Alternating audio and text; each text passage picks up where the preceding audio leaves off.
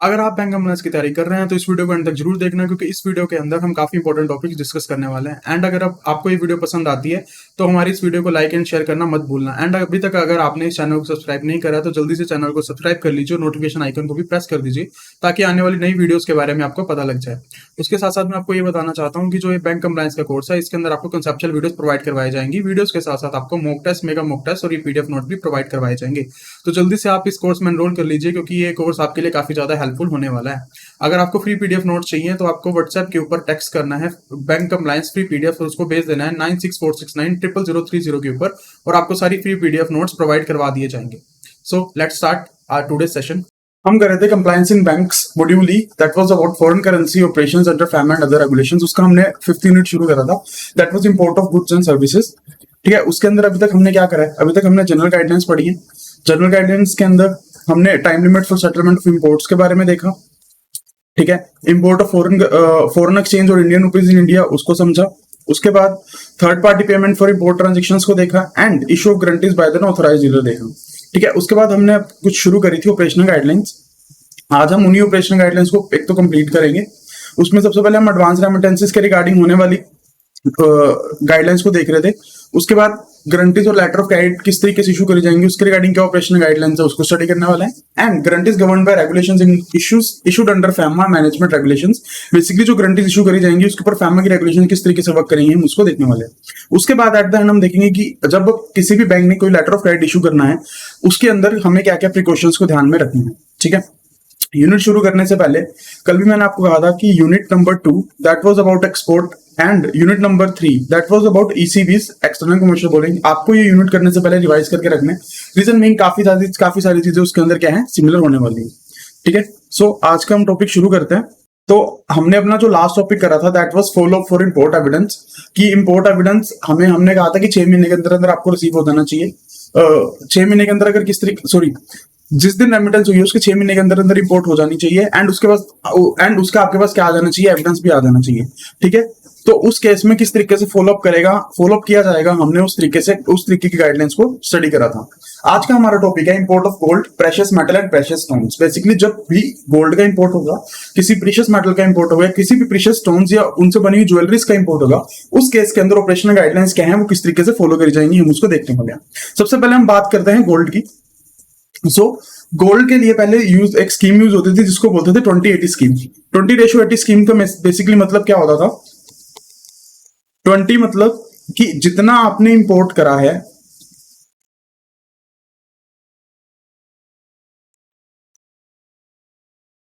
जितना भी आप इंपोर्ट कर रहे हो गोल्ड का, उसका एटलीस्ट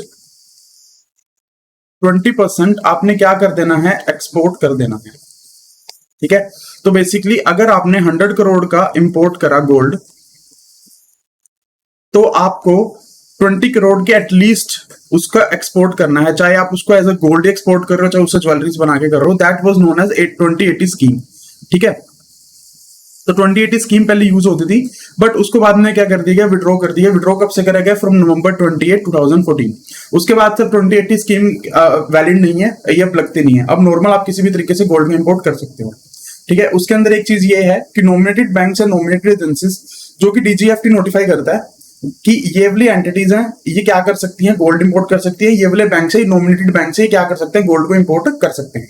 ठीक है, गोल्ड इंपोर्ट करने के लिए आपको क्या होना चाहिए, डीजीएफसी से नोटिफाई होना चाहिए। एंड अगर आपको वो गोल्ड बेचना है डोमेस्टिक में, तो आप अप फ्रंट पेमेंट के अगेंस्ट क्या कर सकते हो, उस गोल्ड को बेच सकते हो। अप फ्रंट पेमेंट के अगेंस्ट बेचने का मतलब होता है कि जैसे आप गोल्ड बेचोगे, साथ के साथ आपको पेमेंट रिसीव होनी चाहिए। डेफर्ड पेमेंट्स के बेसिस पे गोल्ड नहीं बेचा जाएगा, सारे का सारा किस पे बेचा जाएगा, अप फ्रंट पेमेंट के ऊपर बेचा जाएगा। ठीक है, उसके अलावा जो भी हमारे नॉमिनेटेड बैंक्स होंगे वो इंपोर्ट भी कर सकते हैं, बेच भी सकते हैं। एंड उसके साथ साथ गोल्ड मेटल लोन्स, जिसको गोल्ड लोन स्कीम के अंदर हमने डिस्कस करा था, वो भी इशू करे जा सकते हैं। ठीक है, उसके बाद कुछ हमारे पास ट्रेडिंग हाउसेज होते हैं जिनकी कैटेगरी होती है star trading houses, payment trading houses, normal trading houses. तो उसके अंदर जो स्टार और पेमेंट ट्रेडिंग हाउसेज होते हैं वो क्या कर सकते हैं, डॉक्यूमेंट अगेंस्ट पेमेंट बेसिस के ऊपर गोल्ड इंपोर्ट कर सकते हैं। एंड उनके ऊपर किसी भी तरीके से एंड यूज की रिस्ट्रिक्शन नहीं लगाई जाएगी। डॉक्यूमेंट अगेंस्ट पेमेंट बेसिस के अंदर इंपोर्ट करने का बेसिकली मतलब क्या होता है कि जो भी आपको इंपोर्ट के डॉक्यूमेंट्स है वो आपको तब प्रोवाइड करे जाएंगे जब आप बेसिकली क्या कर दोगे, पेमेंट कर दोगे।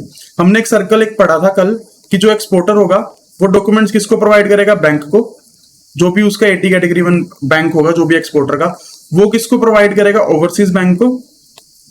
ठीक है, ओवरसीज बैंक आगे डॉक्यूमेंट्स किसको प्रोवाइड कर देगा, जो भी इंपोर्टर होगा उसको इंपोर्ट के डॉक्यूमेंट्स प्रोवाइड कर देंगे।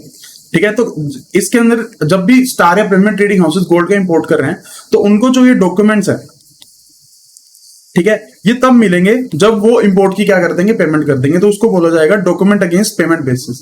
तो star trading house and payment trading housing भी इंपोर्ट कर सकते हैं गोल्ड को against the document against payment basis, and उनके ऊपर किसी भी तरीके से एंड ड्यूज की रिस्ट्रिक्शन नहीं लगाई जाएगी। एंड ड्यूज की रिस्ट्रिक्शन मतलब कि आपको जो आपने इंपोर्ट करा उसको सिर्फ स्पेसिफिक पर्पस के लिए यूज करना है, इस तरह की कोई भी रिस्ट्रिक्शन आपके ऊपर नहीं लगाई जाएगी। उसके अलावा गोल्ड कॉइन्स और मेडेलियंस बेसिकली कुछ भी और गोल्ड के बने हुए मेडल्स बेसिकली, तो उस तरीकों को, उन चीजों को भी क्या करा जा सकता है, इंपोर्ट करा जा सकता है। But prohibition on sale of gold coins and medallions by bank continues pending further review. Basically gold coins and medallions आप इंपोर्ट कर सकते हो, बट उनको आगे बेचने के ऊपर अभी क्या लगाई गई है, प्रोहिबिशन लगाई गई। सो दिस वाज रिगार्डिंग गोल्ड में बेसिकली क्या क्या मेन चीजें हैं। पहले चलती थी 28 स्कीम, उसको रिमूव कर दिया गया फ्रॉम नवंबर 28, 2014। उसके बाद गोल्ड इंपोर्ट कौन कर सकता है, only nominated agencies and only nominated banks. ठीक है, वो उसके अलावा वो गोल्ड को बेच भी सकते हैं against the upfront payment basis, and nominated banks क्या कर सकते हैं, गोल्ड मेटल लोन्स को इशू भी कर सकते हैं। उसके अलावा जो हमारे स्टार और पेमेंट ट्रेडिंग हाउसेस होते हैं वो डॉक्यूमेंट अगेंस्ट पेमेंट बेसिस के ऊपर गोल्ड को इंपोर्ट कर सकते हैं, एंड उनके ऊपर किसी भी तरीके से गोल्ड को यूज करने की एंड यूज रिस्ट्रिक्शंस नहीं लगाई जाएंगी। उसके बाद गोल्ड कॉइन्स एंड मेडेलियंस को इंपोर्ट करने की परमिशन है, बट उनको बेचने के ऊपर क्या लगाई गई है, प्रोहिबिशन लगाई गई। ठीक है, नेक्स्ट हम बात कर रहे हैं import of gold jewellery including jewellery made of precious metal and studs with diamonds, precious stone, semi precious. मतलब बेसिकली ज्वेलरी को इंपोर्ट करना, चाहे वो गोल्ड से बनी हो, किसी प्रेशियस मेटल से बनी हो, किसी प्रेशियस स्टोन से बनी हो, उसके अंदर क्या गाइडलाइंस है। तो बेसिकली उस केस में अगर आपको सप्लायर्स या बायर क्रेडिट, जिसको हम ट्रेड क्रेडिट बोलते हैं, वो मिला है, या उसेंस बिल्स के अगेंस्ट आपने कोई लेटर ऑफ क्रेडिट खुलवाया, तो उसका जो मैक्सिमम पीरियड है वो कितना हो सकता है, 90 डेज तक का हो सकता है from the date of shipment. कि जिस दिन आपकी डेट ऑफ शिपमेंट आई है उसके मैक्सिमम 90 डेज के अंदर अंदर आपको क्या करना पड़ेगा, उसको पे बैक करना पड़ेगा, चाहे वो सप्लायर क्रेडिट हो, चाहे वो बायर्स क्रेडिट हो, चाहे उसेंस पीरियड के अंदर आपने लेटर ऑफ क्रेडिट खुलवाया हो। तो किसी भी तरीके से अगर ऊपर वाली कैटेगरी जो हमने बढ़ी उसका इंपोर्ट हो रहा है, उसके अगेंस्ट जो भी क्रेडिट है आपको उसको 90 डेज के अंदर वापस कर देना है। नेक्स्ट हमारे पास आता है import of other precious metals. Import of other precious metal में पहली कैटेगरी आती है import of platinum, palladium, rhodium, silver, rough cut and polish diamond, precious and semi precious stones. इसके अंदर भी जो आपका क्रेडिट पीरियड है वो 90 डेज से ऊपर नहीं जाना चाहिए। 90 डेज के अंदर ही क्रेडिट क्या हो जाना चाहिए, रीपे हो जाना चाहिए। ठीक है, उसके बाद अगर ये आपको जो क्रेडिट प्रोवाइड किया गया है वो क्रेडिट प्रोवाइड किया इन the form of a clean credit. कि क्लीन, सबसे पहले हम समझते हैं क्लीन क्रेडिट होता क्या है। क्लीन क्रेडिट मतलब बेसिकली ऐसा क्रेडिट प्रोवाइड करना बाय द फॉरेन सप्लायर जिसके अगेंस्ट किसी भी तरीके से एफडी, किसी भी तरीके का लेटर ऑफ क्रेडिट, किसी भी तरीके की गारंटी नहीं ली गई हो, उसको बोलते हैं क्लीन क्रेडिट। कि बेसिकली ऐसा क्रेडिट जो साफ है, साफ यहाँ का मतलब है कि उसके अगेंस्ट कोई गारंटी प्रोवाइड नहीं करी गई। तो अगर आपको जो क्रेडिट है वो क्लीन क्रेडिट के रूप में प्रोवाइड किया जाता है, तो जो आपका 90 डेज का पीरियड है वो मैक्सिमम एक्सटेंड करा जा सकता है अप टू 180 डेज। इसके साथ साथ 180 डेज जो क्लीन क्रेडिट के केस में टाइम है उसको एक्सटेंड करा जा सकता है और 180 डेज से are with respect to certain conditions. Conditions basically क्या है कि बैंक है वो सेटिस्फाई होना चाहिए कि ट्रांजैक्शन क्या है, जेन्युइन है, एंड एडिशनल पीरियड के लिए कोई भी किसी तरीके से इंटरेस्ट चार्ज नहीं करा जाएगा। ठीक है, आप एक्सटेंशन करवा क्यों रहे हैं, उसके रीजन हो सकते हैं कोई फाइनेंशियल डिफिकल्टीज हो या क्वालिटी डिस्प्यूट्स हो। बेसिकली डिस्प्यूट चल रहा है, उसके लिए आप क्या कर रहे हो, किसी भी तरीके से एक्सटेंशन ले रहे हो उस केस में। उसके बाद जिस एंटिटी को एक्सटेंशन प्रोवाइड करा जा रहा है वो किसी भी तरीके से किसी भी इन्वेस्टिगेशन के अंदर नहीं आती है या वो फ्रीक्वेंट ऑफेंडर नहीं। उसके बाद इन केस किसी भी बैंक के द्वारा ऐसी एक्सटेंशन अलाउ करी जाती है, उसको उसकी आपको क्या करनी है, हाफ ईयरली बेसिस के ऊपर रिपोर्टिंग करनी है to the concerned office of the Reserve Bank. So precious metal के केस में जब हम प्लैटिनम, पैलेडियम ऐसे मेटल्स का इंपोर्ट कर रहे हैं उसके अंदर आपका क्रेडिट पीरियड नॉर्मली क्या होगा, 90 डेज। बट अगर वो क्रेडिट आपका क्लीन क्रेडिट के फॉर्म में दिया गया तो 90 डेज का पीरियड एक्सटेंड होकर हो जाएगा 180 डेज। इसके अंदर 180 डेज की एक्सटेंशन और प्रोवाइड करी जा सकती है। कंडीशंस क्या क्या हैं, ट्रांजैक्शन जेन्युइन होनी चाहिए, इंटरेस्ट नहीं होना चाहिए। जो रीजंस हो सकते हैं वो क्या हो सकते हैं, फाइनेंशियल डिफिकल्टीज हो सकते हैं, क्वालिटी डिस्प्यूट्स हो सकते हैं। उसके अलावा जो भी जिसको भी हम एक्सटेंशन प्रोवाइड कर रहे हैं वो एंटिटी किसी भी तरीके से किसी इन्वेस्टिगेशन के अंदर नहीं आनी चाहिए और फ्रीक्वेंट ऑफेंडर नहीं होनी चाहिए। एंड अगर इन सब चीजों के रिलेटेड अगर आपने किसी भी तरीके से एक्सटेंशन प्रोवाइड करी है तो उसकी आपको क्या करनी है, हाफ ईयरली बेसिस के ऊपर रिपोर्टिंग करनी है। उसके बाद बैंक्स को क्या करना है, due diligence and due diligence perform करनी है एंड ये इंश्योर कराना है कि केवाईसी नॉर्म्स और एंटी मनी लॉन्ड्रिंग गाइडलाइंस से क्या करा गया हो, कंप्लाई करा गया हो। एंड इन केस आपको किसी भी बिजनेस के केस में लाइक इन जब मेटल्स को इंपोर्ट कर रहा है उस केस में कोई एबनॉर्मल इंक्रीज दिखता है तो उसको हमने क्लोजली एग्जामिन करना है। क्लोजली एग्जामिन क्यों करना है? ताकि हम ये इंश्योर करा पाए क्योंकि जो ट्रांजेक्शंस हो रही हैं वो एक्चुअली बोनाफाइड ट्रांजेक्शंस है एंड हम उसको एक्चुअली इंपोर्ट के लिए यूज करने वाले, ना कि किसी भी तरीके से इंटरेस्ट और करेंसी आर्बिट्रेज का बेनिफिट लेने वाले हैं। इंटरेस्ट और करेंसी आर्बिट्रेज बेसिकली क्या होता है कि सपोज एक लाइक हम यूएसए की एग्जांपल लेते हैं और इंडिया की एग्जांपल लेते हैं, ठीक है। आप एक बार एक्सचेंज रेट को भूल जाओ, एक्सचेंज रेट सपोज दोनों का एक्सचेंज रेट सेम है, ठीक है। सपोज यूएसए के अंदर जो इंटरेस्ट रेट बैंक्स प्रोवाइड करता है दैट इज ओनली 5%। अगर आपको लोन लेना है तो 5% आपको डिपॉजिट पे मिलता है, अगर आपको लोन लेना है तो आपको 7%, सॉरी यूएसए के अंदर सपोज आपको अगर लोन लेना है तो वो आपको 5% पे मिल जाता है, 5% लोन मिल जाता है, ठीक है। इंडिया के अंदर क्या है, जो बैंक्स हैं वो डिपॉजिट्स के ऊपर सपोज 6% इंटरेस्ट देते हैं। तो कई पीपल क्या कर सकते हैं इस केस के अंदर, यूएसए से 5% पे लोन उठाएंगे, इंडिया के अंदर 6% पे इंटरेस्ट पे वो डिपॉजिट कर देंगे और 1% का इंटरेस्ट खा सकते हैं। That is known as arbitrage. Arbitrage मतलब जब एक चीज के रिलेटेड किसी कंट्रीज के अंदर डिफरेंस होता है, लाइक इंटरेस्ट डिफरेंस आ गया इनके बीच में, तो उस चीज का बेनिफिट उठाना that is known as arbitrage का प्रॉफिट खाना। तो उसके अंदर जैसे इसमें 1% का प्रॉफिट खा रहे हो तो हमें ये इंश्योर कराना है कि जो एक्चुअली इंपोर्ट के लिए लोन लिया गया, जो भी ट्रांजेक्शन करी गई वो इस पर्पस के लिए ना हो के एक्चुअली इंपोर्ट के लिए होनी चाहिए। तो उसके लिए आपको क्या करनी है, प्रॉपर ड्यू डिलिजेंस परफॉर्म करनी है, ठीक है। उसके बाद नेक्स्ट केस आता है मेटल्स के केस में, that is import of platinum silver on unfixed price basis. Basically platinum और सिल्वर के केस में आप आउटराइट परचेज बेसिस के ऊपर भी इंपोर्ट कर सकते हो। आउटराइट परचेज बेसिस बेसिकली क्या होता है कि आपने जैसे ही परचेज करा साथ के साथ आपको पेमेंट दे दी जाएगी। जो ऊपर वाला केस था दैट वाज रिगार्डिंग जब आप क्या कर रहे हो, क्रेडिट का यूज कर रहे हो, चाहे वो क्लीन क्रेडिट हो या चाहे वो बायर्स क्रेडिट हो। यहां हम बात कर रहे हैं आउटराइट परचेज बेसिस। तो आउटराइट परचेज बेसिस के ऊपर भी आपको इंपोर्ट करने की परमिशन दी गई है, बस उसके अंदर एक कंडीशन ये लगा दी गई है कि जो भी प्राइस फिक्स किया जाएगा वो प्राइस तब फिक्स किया जाएगा जब इंपोर्टर क्या कर लेगा, वो मेटल्स को यूजर को बेच देगा। तो इसके अंदर हमारे पास एक कंफ्यूजन अराइज हो सकती है कि सर आप ये कह रहे हो कि प्राइस डिसाइड होगा जब हम क्या करेंगे, इंपोर्टर सेलर को, जो भी एंड यूजर है उसको वो इंपोर्ट जो भी मेटल उसने इंपोर्ट करा वो बेच देगा। बट फिर अगर प्राइस ही बाद में डिसाइड होगा तो आउटराइट बेसिस के ऊपर परचेज कैसे होगी? क्योंकि आउटराइट परचेज बेसिस का मतलब ये होता है कि जैसे जैसे ही परचेज करी जाएगी आपको पेमेंट साथ के साथ रिलीज कर दी जाएगी। बट अगर यहाँ परचेज प्राइस ही फिक्स नहीं है तो आउटराइट परचेज बेसिस वर्क किस तरीके से करेगा? तो इसमें बेसिकली क्या किया जाता है, एक टेम्परेरी पेमेंट कर दी जाती है, लाइक एक्सपेक्टेड पेमेंट कर दी जाती है for outright purchase basis, and जो भी उसकी फाइनल सेटलमेंट होती है वो डिपेंड करती है अपॉन द फिक्स्ड प्राइस जो बाद में हमने डिसाइड करा, ठीक है। तो इस तरीके से हम आउटराइट बेसिस पे भी क्या कर सकते हैं, प्लैटिनम और सिल्वर की भी इंपोर्ट कर सकते हैं। कंडीशन सिर्फ इतनी है कि जो भी इंपोर्ट करा जाएगा वो अनफिक्स्ड प्राइस बेसिस पे करा जाएगा। प्राइस फिक्स कैसे होगा? उस बेसिस के ऊपर जब इंपोर्टर क्या करेगा, एट द एंड जो अपना सामान है या जो भी उसने इंपोर्ट करा है वो एंड यूजर को बेच देगा, ठीक है। So this was the case of operational guidelines in case of import of gold, precious metal and precious stones. अगली हमारे पास जो ऑपरेशनल गाइडलाइन आती है that is with regards to the import factoring. Factoring basically हम काफी बार discuss कर चुके हैं, एक बार दोबारा समझ लेते हैं। फैक्टरिंग बेसिकली क्या होता है कि लाइक एक एक्सपोर्टर एक इंपोर्टर सपोज दो बंदे इन्वॉल्व हैं, ट्रांजेक्शन कर रहे हैं, ठीक है। तो इंपोर्टर क्या कर सकता है, जो उसने बिल जो पेमेंट करनी है, जो उसका बिल है उसको क्या करा सकता है, वो डिस्काउंट करा सकता है, फैक्टर करा सकता है, मतलब उसके अगेंस्ट लोन ले सकता है। That is known as factoring. So import factoring के केस में क्या गाइडलाइंस है, बैंक्स एडी कैटेगरी 1 बैंक्स क्या कर सकते हैं, इंटरनेशनल फैक्टरिंग कंपनीज के साथ एग्रीमेंट्स कर सकते हैं ताकि इंपोर्ट फैक्टरिंग की सर्विसेज प्रोवाइड करी जा सके, और उसके लिए किसी भी तरीके से उन्हें आरबीआई की अप्रूवल की जरूरत नहीं है।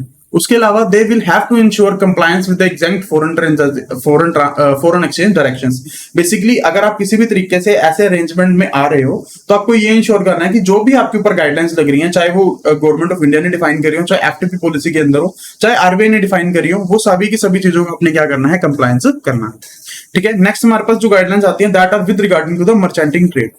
मर्चेंटिंग ट्रेड की गाइडलाइन समझने से पहले हम ये समझते हैं कि मर्चेंटिंग ट्रेड बेसिकली होता क्या है। मर्चेंटिंग ट्रेड में बेसिकली हम एक एग्जांपल से समझते हैं। लेट इट बी एक पर्सन है इंडिया, ठीक है। इंडिया के अंदर वो पर्सन क्या कर रहा है, वो बंदा मर्चेंटिंग ट्रेड कर रहा है, ठीक है। मर्चेंटिंग ट्रेड बेसिकली क्या, अगर एक प्रॉपर डेफिनेशन समझे एग्जांपल से पहले, कि एक कंट्री से माल उठा के दूसरी कंट्री में बेचना बिना अपनी कंट्री के अंदर लेके आए, डेफिनेशन क्या हुई? एक कंट्री से माल खरीदना, दूसरी कंट्री के अंदर माल बेचना without entering the goods into a domestic country. इसकी एग्जांपल कैसे ले सकते हैं हम? सपोज एक पर्सन है इंडिया का, एसजी उसका नाम है, वो क्या कर रहा है? मर्चेंटिंग ट्रेड की फैसिलिटीज, मर्चेंटिंग ट्रेड करना चाहता है। तो वो बेसिकली क्या करता है? चाइना से ना गुड्स खरीदता है, ठीक है, एंड उसको डायरेक्ट क्या कर देता है? यूएस से भेज देता है। तो बेसिकली यूएस उसने क्या कर दिया? एक्सपोर्ट कर दिया। तो इसमें क्या हुआ? गुड्स कभी इंडिया के अंदर आई नहीं, उसने डायरेक्ट चाइना के सप्लायर से बात करी और उसको बोला गुड्स सामान सीधा भेज यूएसए के अंदर। और उसमें बेसिकली क्या हुआ? अगर इसको ओवरऑल देखे तो इंडिया वाले पर्सन ने, जो पर्सन एसजी है, उसने क्या करा? चाइना से इंपोर्ट करा एंड यूएसए को उस चीज को एक्सपोर्ट कर दी, ठीक है। बट अगर ये गुड्स इंडिया के अंदर आ जाती तो हम इसको दो सेपरेट ट्रांजेक्शन की तरह ट्रीट करते हैं। इंडिया और चाइना वाले जो पार्ट था उसको हम इंपोर्ट करके सारी इंपोर्ट की जो भी रेगुलेशन है, जो भी कंप्लायंस है, उसको पूरा करवाते, बिल ऑफ एंट्री वगैरह फाइल कराते हैं, ठीक है। जब उसको एक्सपोर्ट करते टू द यूएसए, तब उस केस में जो भी एक्सपोर्ट की requirements like export declaration form भरवाना, बिल ऑफ लेडिंग एक्सेट्रा, वो सब चीजों को हम पूरा करवाते हैं। बट इसके अंदर गुड्स कभी इंडिया के अंदर एंटर ही नहीं हुए, तो उसके रिगार्डिंग क्या गाइडलाइंस हम उसको देखने वाले हैं। सो दिस प्रोसेस या this type of transaction is known as merchanting trade, ठीक है। उसके रिगार्डिंग गाइडलाइंस में सबसे पहले आता है कंडीशंस क्या होती हैं कि एक ट्रेड को कब कहा जाएगा कि वो मर्चेंटिंग ट्रेड है। तो जो भी गुड्स एक्वायर करी हैं should not enter the domestic tariff area. Second, the state of goods should not go under any transformation. Basically जो भी इंडिया का डोमेस्टिक एरिया है, ये गुड्स कभी इंडिया के अंदर आने ही नहीं चाहिए, पहली कंडीशन। सेकंड कंडीशन, जो आपने गुड्स परचेज करी है वो एज इट इज क्या कर दी? आपने यूएसए के अंदर एक्सपोर्ट कर दी, उसको किसी भी तरीके से आपने ट्रांसफॉर्म नहीं करवाया। अगर ये दो चीजें कंफर्म हो जाती हैं, दो कंडीशन सेटिस्फाई हो जाती है, तो हम क्या बोलेंगे? वो ट्रेड किस कैटेगरी में आता है? मर्चेंटिंग ट्रेड की कैटेगरी के अंदर आ जाता है, ठीक है। उसके बाद इन ट्रेड को हैंडल किस तरीके से करना है, उसके रिगार्डिंग क्या गाइडलाइंस है? तो सबसे पहले हमें यह इंश्योर कराना है कि जो मर्चेंटिंग ट्रेडर्स है वो एक्चुअली जेन्युइन ट्रेडर्स होने चाहिए, ना कि just financial intermediaries. Financial intermediaries मतलब वो ऐसे नहीं होने चाहिए बायर और सेलर को सिर्फ मिला रहे हैं, वो एक्चुअली फाइनेंशियल जेन्युइन ट्रेडर की तरह वर्क करे। जेन्युइन ट्रेडर की तरह वर्क करे मतलब एक पर्सन से जेन्युइनली माल खरीदे, उसको इंपोर्ट के प्रॉपर पूरी की पूरी पेमेंट करें, एंड जिस पर्सन को एक्सपोर्ट करे, लाइक जब हमारे एग्जांपल में उसने माल जब यूएसए में भेजा है, तो पूरा का पूरा पैसा वो यूएसए से रिसीव करे, मतलब कि वो जेन्युइन ट्रेड की ट्रांजेक्शन हो, पूरी की पूरी ट्रांजेक्शन हो। ऐसा नहीं होना चाहिए कि आपने बायर सेलर को मिला दिया और जस्ट आपने उनसे कमीशन लिया। तो वो सर्विस किसके अंदर आ जाती है? वो फाइनेंशियल इंटरमीडिएट की सर्विस में आ जाती है, वो मर्चेंटिंग ट्रेड का पार्ट नहीं बनता है। मर्चेंटिंग ट्रेड बेसिकली तभी माना जाएगा जब आपने गुड्स एक बार खुद खरीदी, सारा का सारा उसका पैसा दिया एंड उसको बाद में पूरी गुड्स बेची एंड पूरा पूरा उससे पैसा वापस दिया, उस केस में उस ट्रांजेक्शन को मर्चेंटिंग ट्रेड बोलते हैं, ठीक है। उसके बाद एक बैंक्स को ये इंश्योर कराना है कि जो ऑर्डर्स है वो उनके पास कंफर्म होने चाहिए with regard to the import and export दोनों। उसके बाद एडी बैंक्स ने खुद को ये भी सेटिस्फाई करना है कि जो मर्चेंटिंग ट्रेडर है एक्चुअली वो कैपेबल भी है कि वो जो भी उसको ऑर्डर मिला है उसके ऑब्लिगेशंस को वो पूरा कर सकता है। कहीं ऐसा ना, लाइक मर्चेंटिंग ट्रेडर है, ठीक है, उसके पास पैसे 10 करोड़ है एंड वो 100 करोड़ का ऑर्डर लेके बैठा हो, भाई वो पूरा ही नहीं कर पाएगा, उसकी कैपेबिलिटी नहीं है। तो एडी बैंक्स को ये इंश्योर कराना है कि मर्चेंटिंग ट्रेडर की क्या होनी चाहिए? कैपेबिलिटी प्रॉपर होनी चाहिए, ठीक है। उसके अलावा हमें और कुछ चीजें और ध्यान में रखनी है जब हम मर्चेंटिंग ट्रेड ट्रांजैक्शंस को हैंडल कर रहे हैं। तो उनमें सबसे पहली चीज क्या आती है? जो गुड्स एफटीपी के द्वारा परमिट करी गई हैं, सिर्फ उन्हीं गुड्स को क्या करा जाएगा? मर्चेंटिंग ट्रेड के थ्रू सेल या परचेज करा जाएगा, उन्हीं चीज का एक्सपोर्ट या एक्सपोर्ट अलाउ करा जाएगा। उसके अलावा क्योंकि देखो इसके अंदर एक काइंड ऑफ इंपोर्ट भी हो रहा है और एक्सपोर्ट भी हो रहा है, बट हो क्या रहा है इसके अंदर? गुड्स कभी इंडिया में एंटर नहीं हुई। बट अगर इसको हम ओवरऑल सिनेरियो में देखें तो हुआ तो यही है ना कि आपने चाइना से इंपोर्ट करो और यूएसए को एक्सपोर्ट करा। तो उस केस में अगर इंपोर्ट वाली जो भी गाइडलाइंस है या जो भी रेगुलेशंस है उसको आपने कंप्लाई करना है, एंड एक्सपोर्ट के केस में भी आपने क्या करना है? सभी चीजों को कंप्लाई करना है। बट दो चीजें जो आप चाह के भी कंप्लाई नहीं कर सकते, वो है bill of entry and export declaration form. क्योंकि बिल ऑफ एंट्री तब फाइल करी जाती है जब गुड्स डोमेस्टिक टैरिफ एरिया के अंडर आते, बट मर्चेंटिंग ट्रेड के केस में गुड्स कभी डोमेस्टिक टैरिफ एरिया के अंडर नहीं आते, तो इस केस में बिल ऑफ एंट्री नहीं फाइल होगी। बट इंपोर्ट के रिलेटेड जो भी गाइडलाइंस है उनको आपने फॉलो करना है। सेकंड, एक्सपोर्ट के केस में क्या होता है? जब आप डोमेस्टिक टैरिफ एरिया से आउट ऑफ इंडिया सामान भेजते हो तो उसके लिए एक्सपोर्ट डिक्लेरेशन फॉर्म जाता है, बट गुड्स कभी डोमेस्टिक टैरिफ एरिया के अंदर आए ही नहीं है, तो एक्सपोर्ट डिक्लेरेशन फॉर्म भी नहीं जाएगा। बट इन दोनों डॉक्यूमेंट्स के अलावा जो भी रेगुलेशंस या जो भी इंस्ट्रक्शंस होंगी with regard to the export and import, उनको आपको क्या करना है? कंप्लाई करना, ठीक है। उसके बाद both the legs of merchanting trade transaction are routed to the same AD bank। both the legs का यहाँ मतलब एक्सपोर्ट वाला पार्ट और इंपोर्ट वाला पार्ट दोनों एक ही एडी बैंक के थ्रू क्या होना चाहिए? रूट होना चाहिए। बैंक को क्या करना है? सारे के सारे डॉक्यूमेंट्स लेने और अपने आप को वेरीफाई करना है कि जो ट्रेड है वो एक्चुअली क्या है? जेन्युइन। ठीक है। डॉक्यूमेंट्स में वो क्या ले सकता है, लाइक इनवॉइस ले लिया, पैकिंग लिस्ट ले ली, ट्रांसपोर्ट के डॉक्यूमेंट्स ले लिए, जिससे ये इंश्योर हो जाएगा ना कि एक्चुअली वो चीज ट्रांसपोर्ट हुई है। एक्चुअली अगर चीज ट्रांसपोर्ट हुई है तो हम ये बोल सकते हैं कि हाँ यार एक्चुअली क्या था, ये एक्चुअली एक्सपोर्ट इंपोर्ट की ट्रांजेक्शन वर्क करी है, एक्चुअली इंपोर्ट क्या हुआ है, इंपोर्ट और एक्सपोर्ट किया गया। उसके बाद जो भी आपकी मर्चेंटिंग ट्रेड की ट्रांजेक्शन है वो 9 महीने के अंदर अंदर पूरी हो जानी चाहिए। ठीक है, 9 महीने के अंदर पूरी हो जानी चाहिए। एंड 4 महीने के बाद किसी भी तरीके से आउटले ऑफ फॉरेन एक्सचेंज नहीं होना चाहिए। आउटले ऑफ फॉरेन एक्सचेंज का मतलब किसी भी तरीके का आउटफ्लो नहीं होना चाहिए, पैसा फॉरेन एक्सचेंज के अंदर नहीं जाना चाहिए 4 महीने के बाद। सो आपने ये 9 महीने और 4 महीने कहां से काउंट करने हैं, कमेंसमेंट डेट से। ठीक है, तो कमेंसमेंट डेट की डेफिनेशन क्या हुई, commencement date would be the date of shipment और एक्सपोर्ट लेग रिसीट और import leg payment whichever is first. या तो जिस दिन डेट ऑफ शिपमेंट आ जाए, या जिस दिन आपको एक्सपोर्ट की रिसिप्ट मिल जाए, या इंपोर्ट क्या पेमेंट करो, जो पहले हो गया हम उसको मानेंगे एक्सपोर्ट डेट। तो जिस दिन ये हो गया उसके 9 महीने के अंदर अंदर आपको पूरी ट्रांजेक्शन खत्म कर देनी है। ठीक है, उसके बाद कंप्लीशन डेट किसको माना जाएगा, या तो date of shipment, export leg receipt और import leg payment whichever is the last. मतलब इन तीनों में से जो सबसे पहले हो जाएगा तो उस दिन कमेंसमेंट डेट मानी जाएगी, और इन तीनों में से जो चीज लास्ट में होगी, मतलब जब तीनों की तीनों चीजें पूरी हो जाएंगी उस चीज को हम कंप्लीशन डेट मानेंगे। तो इनका जो पीरियड है उसके ऊपर लिमिट लगा दी गई 3 महीने वाली, 9 महीने वाली की 9 महीने के अंदर पूरा हो जाना चाहिए। एंड 4 महीने के बाद किसी भी तरीके का हमारे पास आउटले ऑफ फंड्स नहीं होना चाहिए। ठीक है, उसके बाद अगर किसी भी तरीके से शॉर्ट टर्म क्रेडिट प्रोवाइड करा गया है इधर by way of suppliers credit और बायर्स क्रेडिट, वो उन्हें प्रोवाइड करा जा सकता है to the extent not backed by the advance remittance for the export leg, including the discounting of export leg letter of credit by the AD bank in case of import transaction। इसके अंदर basically क्या कि suppose इस transaction में क्या होता है, import और एक्सपोर्ट दोनों ट्रांजेक्शन लिंक्ड है, दोनों ट्रांजेक्शन होने वाली हैं। ठीक है, उसके अंदर सपोज आपने जो एक्सपोर्ट ट्रांजेक्शन थी, जो जिसको आप एक्सपोर्ट कर रहे थे, वो बंदे ने आपको एडवांस दे दिया, तो जितना एडवांस आपको मिल चुका है उसको छोड़ के बाकी जितना पार्ट बचेगा उसके रिगार्डिंग आपको शॉर्ट टर्म क्रेडिट भी प्रोवाइड करा जा सकता है। फॉर एग्जांपल आप एक्सपोर्ट कर रहे थे, लेट इट बी 100 करोड़ का। ठीक है, आप 100 करोड़ का क्या कर रहे थे, एक्सपोर्ट कर रहे थे, उसके अगेंस्ट क्या करा, आपको 10 करोड़ का एडवांस आ गया। ठीक है, तो जो आप क्रेडिट ले सकते हो वो आप मैक्सिमम क्रेडिट कितना ले सकते हो, up to the 90 crore short term जो क्रेडिट है। ये नहीं होगा कि जो एडवांस आ गया उसके केस में उतना भी आप क्या ले रहे हो, एडवांस ले रहे हो, वो परमिट नहीं करा जाएगा। जितना आपको एडवांस आया उसको छोड़ के बाकी का आपको क्रेडिट प्रोवाइड करा जा सकता है। ठीक है, उसके बाद where advance is received against the export leg, AD bank must ensure that the same is embarked for making payment for the respective import leg। Basically import export transaction जब हो रही है तो एक्सपोर्ट के केस में अगर आपको पैसा मिल जाता है तो आपको ये बैंक को ये इंश्योर कराना है कि जो एक्सपोर्ट का पैसा मिला है वो इंपोर्ट की पेमेंट के लिए ही यूज हो। ये ना हो कि आप उसको किसी और पर्पस के लिए यूज कर रहे हो। बट आप उसको क्या कर सकते हो, बैंक से अलाउ कर सकते हैं कि शॉर्ट टर्म के लिए आप क्या कर सकते हो, किसी इंटरेस्ट बेरिंग अकाउंट में उसको ट्रांसफर करके उस पर इंटरेस्ट अर्न कर सकते हो। बट इसके अलावा किसी और पर्पस के लिए उस पैसे को परमिट करने यूज करने की परमिशन आपको नहीं प्रोवाइड करी जाएगी। उसके बाद अगर आपको सपोज ओवरसीज सेलर से अभी ओवरसीज जो आपका बायर था जिसको आप एक्सपोर्ट कर रहे थे उससे आपको अभी तक पेमेंट नहीं आई है, बट आपको क्या करनी है, इंपोर्ट वाले को पेमेंट करनी है क्योंकि वो इंपोर्ट वाला आपसे पैसे मांग रहा है। तो उस केस में उस चीज की भी परमिशन आपको दी जाएगी एंड उसके अगेंस्ट आपको क्या करी जा सकती है, क्रेडिट फैसिलिटी भी प्रोवाइड करी जा सकती है। ठीक है, बट अगर वो क्रेडिट फैसिलिटी प्रोवाइड करी जा रही है against any advance payment for the import like beyond $2,00,000 per transaction, तो उसके केस में आपको क्या करना है, इंटरनेशनल बैंक से बैंक गारंटी ले लेनी है।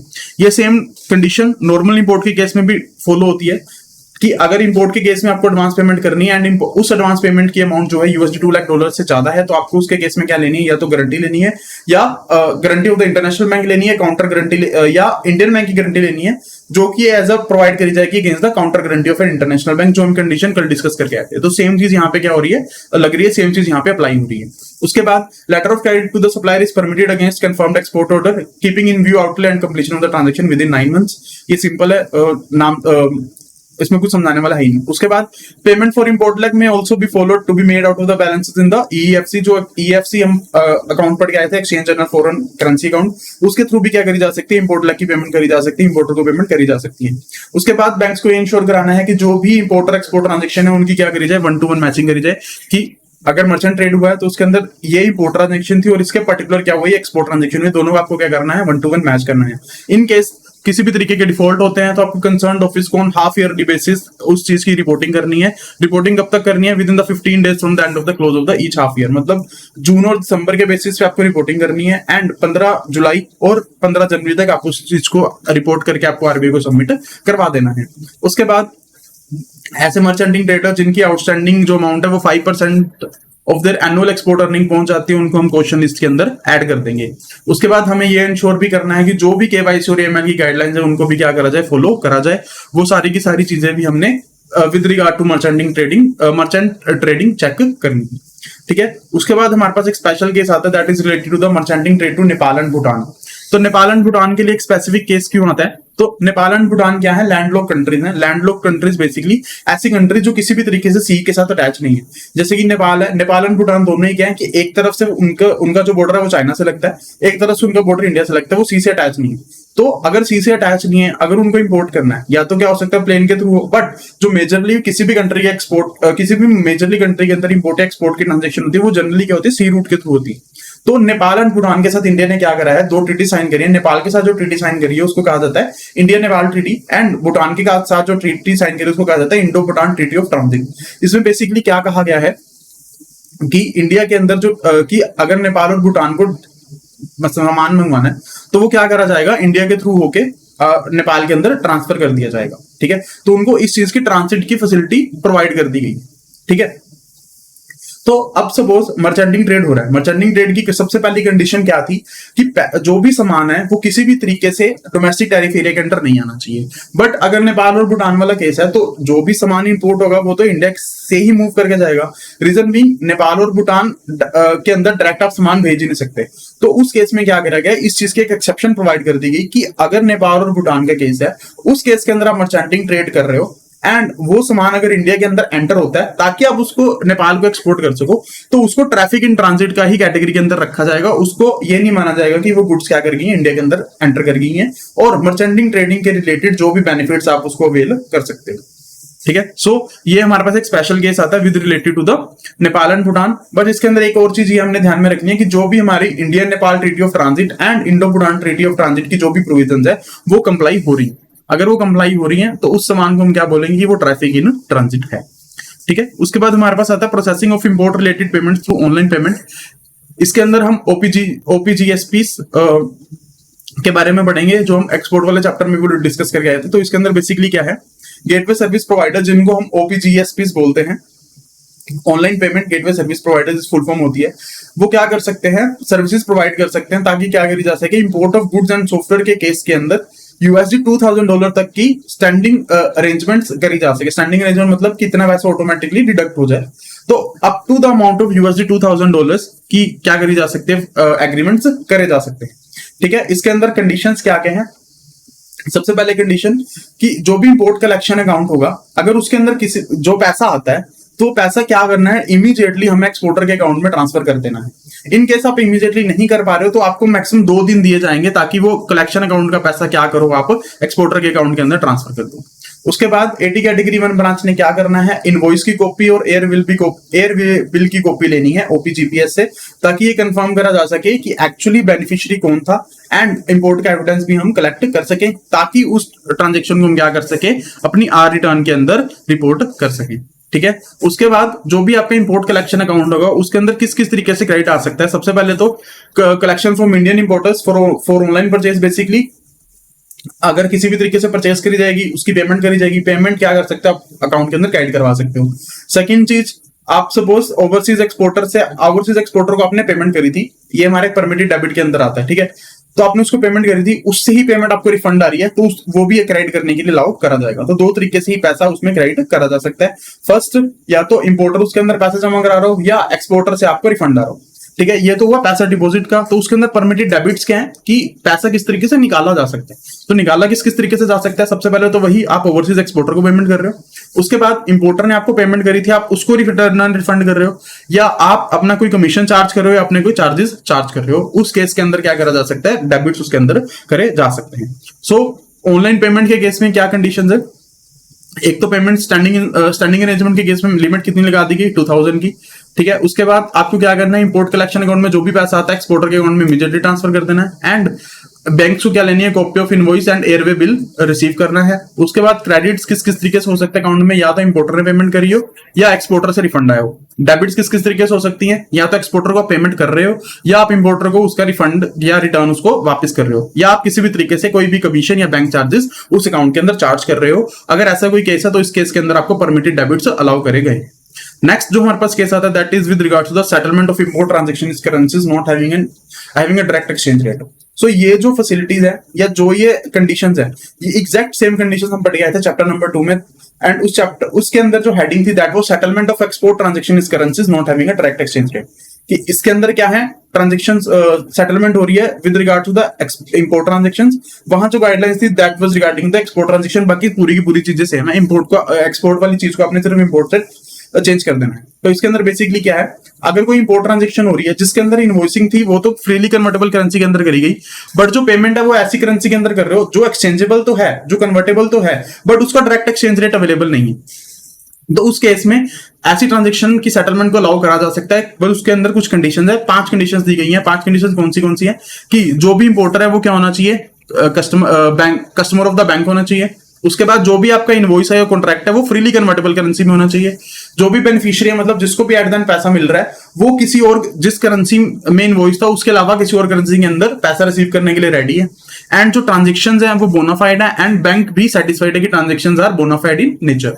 उसके अलावा जो भी काउंटर पार्टी है वो किसी भी तरीके से एफएटीएफ पब्लिक स्टेटमेंट का पार्ट नहीं है, या उनकी जो कंट्री है वो हाई रिस्क या नॉन कोऑपरेटिव जुरिडिक्शन के अंदर नहीं आती है। अगर ये पांच कंडीशन सेटिस्फाई हो जाती हैं तो settlement of import transaction in currencies not having a direct exchange rate को भी परमिशन दी जा सकती है। ठीक है, so this was regarding operational guidelines against advances. Next जो हमारे पास ऑपरेशनल गाइडलाइंस आती हैं, these are with regard to the guarantees और लेटर ऑफ क्रेडिट। सो इसके अंदर सबसे पहले इंट्रोडक्शन दी गई है इस टॉपिक की। इंट्रोडक्शन में बेसिकली क्या आता है कि जब हम किसी भी बैंक का साइज नापते हैं या उसका कैरेक्टर नापते हैं कि बैंक किस तरीके से परफॉर्म कर रहा है, तो उसके अंदर हम जो उसका एसेट पोर्टफोलियो है, लाइक कितने उसके डिपॉजिट्स हैं, उसको तो चेक करते ही करते हैं। उसके साथ उसकी जो कंटीजेंट लायबिलिटी की कमिटमेंट्स लाइक गारंटीज होगी, लेटर ऑफ क्रेडिट्स होगी, उन चीजों को भी हम देखते हैं। सो इस चीज की तो अगर ये इंपोर्टेंट पार्ट बन जाता है to understand the size and character of a banking institution, to जज the soundness of the banking institution, तो इसलिए गारंटीज और लेटर ऑफ क्रेडिट्स के लिए ऑपरेशनल गाइडेंस लाना हमारे लिए क्या हो गया था, बहुत ज्यादा जरूरी हो गया। क्योंकि नॉर्मली क्या है, बैंक जब अपने नॉर्मल बिजनेस परफॉर्म करता है तो उस केस में क्या करी जाती है, गारंटीज इशू करी जाती है to the customer for various purposes. Guarantees में क्या क्या चीजें आ सकती है, परफॉर्मेंस गारंटीज आ सकती है, फाइनेंशियल गारंटीज आ सकती है। फाइनेंशियल गारंटीज बेसिकली क्या उनसी होगी कि सपोज अगर आप गारंटी प्रोवाइड कर रहे हो in respect of a buyer, तो वो ये है कि बायर इतना पैसा आपको पे कर देगा, that is known as financial guarantee. Performance guarantee में बेसिकली क्या आ जाती है, उसके अंदर एक परफॉर्मेंस लिंक होती है कि जो ये स्पेसिफिक पर्सन है, अगर उसने ही आपको बोला कि वो ये चीज परफॉर्म करके देगा तो वो परफॉर्म करेगा ही करेगा। इन केस वो कॉन्ट्रैक्ट परफॉर्म नहीं करेगा तो उसके अगेंस्ट बैंक पेमेंट करेगा। तो ये दो तरह की हमारे पास गारंटीज आ जाती हैं। दोनों तरह की guarantees normal purposes, normal business functions के लिए बैंक्स इशू करते हैं। ठीक है, उसके बाद गारंटीज किस किस तरीके से हो सकती हैं वो डिपेंड करता है on the terms of contract. Terms of contract मतलब बेसिकली आपको सिक्योरिटी कितनी प्रोवाइड करनी है, गारंटी की मैच्योरिटी कितनी होगी, गारंटी प्रोवाइड करने का बेसिकली पर्पस क्या है, लाइक आप फाइनेंशियल पर्पस के लिए गारंटी दे रहे हो, परफॉर्मेंस के लिए गारंटी दे रहे हो, एक्सेट्रा। ठीक है, उसके बाद क्या तो इस तरीके से क्या करी जा सकती है, गारंटीज स्ट्रक्चर करी जा सकती है। उसके साथ साथ with the introduction of risk waits for the both on balance sheet item end of balance sheet exposure, banks have become more risk sensitive resulting in structuring of their business exposure in more and prudent manner. कि हमने risk wait norms पढ़े, उसके आने से क्या हुआ, जो structure है वो इंप्रूव हुआ एंड क्या हुआ, मोर प्रूडेंट हो गया। ठीक है, so this was little bit introduction about the guarantees. अब हम बात कर रहे हैं इसके रिगार्डिंग जनरल गाइडलाइंस क्या है। जनरल गाइडलाइन में सबसे पहले क्या आता है, अगर हम जनरली देखें तो बैंक्स को क्या करना है, शॉर्टर पीरियड के लिए ही गारंटीज इशू करनी है। लॉन्गर मैच्योरिटीज के लिए गारंटीज बैंक इशू नहीं करेगा, उसको वो कोई अदर इंस्टीट्यूशन से आप गारंटीज इशू करवाओ एज अ जनरल रूल। ठीक है, उसके लिए हमें क्या दी गई कि एक प्रोविजन आएगी कि कोई भी बैंक नॉर्मल केसेस के अंदर 10 साल से ज्यादा के लिए कोई भी गारंटी इशू नहीं करेगा। बट जैसे जैसे बैंकिंग इंडस्ट्री के सिनेरियो चेंज हुए, हमने ये देखा कि बैंक्स क्या कर रहे थे, लॉन्ग टर्म लोन्स प्रोवाइड कर रहे थे more than 10 years, but long term guarantees नहीं प्रोवाइड कर दिए थे। तो फ्लेक्सिबिलिटी लाने के लिए ये डिसाइड करा गया कि ऐसे केसेस जहां टर्म लोन्स प्रोवाइड करे गए हैं for a period longer than the 10 years, उस केस में क्या कर सकते हैं, बैंक्स गारंटीज भी इशू कर सकते हैं for a period beyond 10 years, ठीक है। बट जब ऐसी गारंटी इशू करी जा रही है तो बैंक्स को ये इंश्योर कराना है, बैंक्स को ये देखना है कि जो भी गारंटीज हम इशू कर रहे हैं उसका लॉन्ग ड्यूरेशन में क्या इफेक्ट आने वाला है, लॉन्ग ड्यूरेशन में लॉन्ग टर्म में उन चीजों का क्या इफेक्ट आने वाला है। उसके साथ साथ अगर बैंक्स को 10 ईयर से बियॉन्ड की गारंटी इशू करनी है तो उसके लिए क्या करनी है, उन्हें एक पॉलिसी बनानी है एंड उस पॉलिसी को क्या करना है, बोर्ड से अप्रूव करवाना है। उसके बेसिस पे आप क्या कर सकते हो, 10 ईयर से ज्यादा की भी गारंटीज इशू कर सकते हैं, ठीक है। उसके बाद जून 17 2004 तक बैंक्स के ऊपर क्या लगाई गई थी, एक लिमिट लगाई गई थी कि आप कितनी मैक्सिमम गारंटीज इशू कर सकते हो। तो उसकी लिमिट बेसिकली क्या थी, that the 20% of banks outstanding unsecured guarantees plus total of its outstanding unsecured advances should not exceed 15% of its total advances. But ये जो भी कंडीशन थे अब उसको क्या कर लिया गया है, विड्रॉ कर लिया गया है एंड बैंक को परमिशन दे दी गई है कि वो अपनी पॉलिसीज बना सकते हैं with respect to the unsecured exposure. तो अनसिक्योर्ड एक्सपोजर के रिलेटेड आप किसी भी तरीके से अपनी पॉलिसीज बना सकते हो।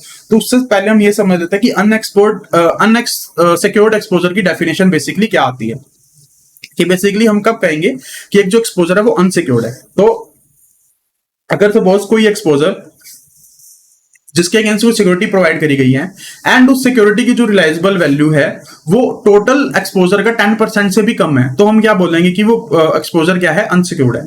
इसकी एग्जांपल अगर हम देखें, लेट्स सपोज आपने एक लोन प्रोवाइड करा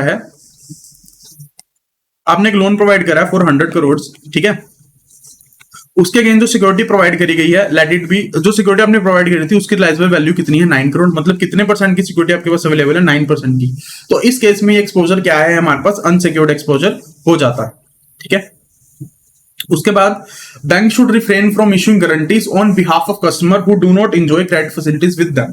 बेसिकली ऐसे कस्टमर जो बैंक के साथ किसी भी तरीके की क्रेडिट फैसिलिटीज नहीं ले रहे हैं उनको बैंक गारंटीज इशू नहीं करनी है। बट अगर सपोज कोई क्लाइंट है, वो क्या है, कोऑपरेटिव बैंक का क्लाइंट था, कोऑपरेटिव बैंक ने उसके अगेंस्ट गारंटी इशू करी गई है, तो उसके केस में क्या करी जा सकती है, काउंटर गारंटी इशू करी जा सकती है, ठीक है। उसके रिगार्डिंग जो भी आपको गाइडलाइंस प्रोवाइड करी गई हैं, आपको उस गाइडलाइंस को क्या करना है, कंप्लाई करना है। उसके अलावा guarantees on behalf of share and stock brokers in favour of stock exchange भी इशू करी जा सकती हैं। ये हम जब रिस्क एक्सपोजर वाला चैप्टर पढ़े थे इसको हमने डिटेल में डिस्कस करा था, ठीक है। हम गारंटी इशू क्यों कर रहे हैं, in lieu of security deposit to the extent it is acceptable in the form of bank guarantee as laid down by the stock exchanges.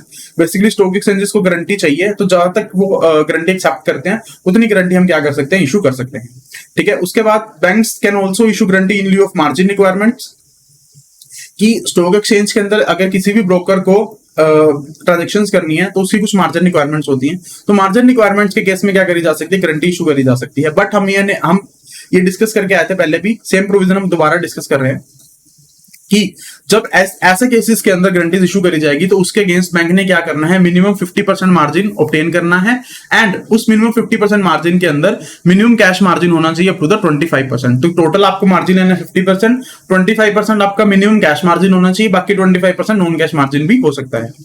Same provision, same requirement of the margin will also apply in case of commodity brokers, मतलब stock brokers के case में भी और commodity brokers के case में भी। इन case of margin requirement आप guarantee issue कर सकते हो, बट आपको उस गारंटी के अगेंस्ट क्या करना है, मार्जिन ऑब्टेन करना है। मार्जिन होगा कितना, जितना आप गारंटी प्रोवाइड कर रहे हो उसका 15% आपको मिनिमम मार्जिन अपने पास रखना है एंड जो भी आपका 50% जो आप मार्जिन रख रहे हो उसमें से जो आपका 25% है वो एटलीस्ट क्या होना चाहिए, मिनिमम कैश मार्जिन होना ही चाहिए, ठीक है। उसके बाद हमारे पास जो गाइडलाइंस आती हैं that is regard to the guarantees of export advance. ये बेसिकली गाइडलाइंस नहीं है, ये एक्सपोर्ट एडवांस का हमें केस बताया गया है। इसमें बेसिकली क्या हो रहा था, ऐसे एक्सपोर्टर्स जिनकी एक्चुअली एक्सपोर्ट टर्नओवर बहुत कम है वो बेसिकली क्या कर रहे थे, एक्सपोर्ट एडवांसेस उठा लेते थे लोअर इंटरेस्ट पे एंड क्या करते थे, उसको इंडिया के अंदर इन्वेस्ट कर देते थे। बेसिकली एक सर्कल बेसिकली क्या चल रहा था कि वो इंडियन बैंक्स के पास जाते थे, उनको बोलते थे कि मेरे को बैंक गारंटी इशू कर दो, ठीक है। उनको बैंक गारंटी इशू कर दी जाती थी, वो बैंक गारंटी लेके जाते थे फॉरेन के अंदर, फॉरेन बैंक्स में क्योंकि वहां इंटरेस्ट रेट कम है उनको गारंटी देते थे, गारंटी के अगेंस्ट लोन उठा लेते थे।